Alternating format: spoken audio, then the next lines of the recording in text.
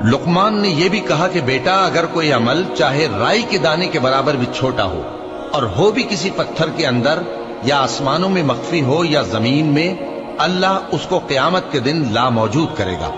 कुछ शक नहीं कि अल्लाह बारीक बीन है, खबरदार है।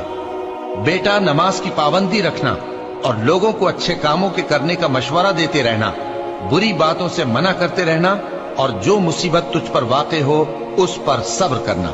बेशक ये बड़ी हिम्मत के काम हैं। और तकब्बुर करते हुए लोगों के सामने गाल न फुलाना और जमीन में अकड़ कर न चलना, इसलिए कि अल्लाह किसी इतराने वाले शेखी खोरे को पसंद नहीं करता। और अपनी चाल में एतदाल किए रहना और बोलते वक्त जरा आवाज नीची रखना, क्योंकि बहुत ऊंची आवाज गधों की सी है और कुछ शक नहीं कि सबसे बुरी आवाज गधों की होती है। क्या तुमने नहीं देखा कि जो कुछ आसमानों में और जो कुछ जमीन में है, सबको अल्लाह ने तुम्हारे काबू में कर दिया है और तुम पर अपनी जाहिरी और बातिनी नेमतें पूरी कर दी हैं। और बाज लोग ऐसे हैं कि अल्लाह के बारे में झगड़ते हैं, न इल्म रखते हैं और न हिदायत और न किताब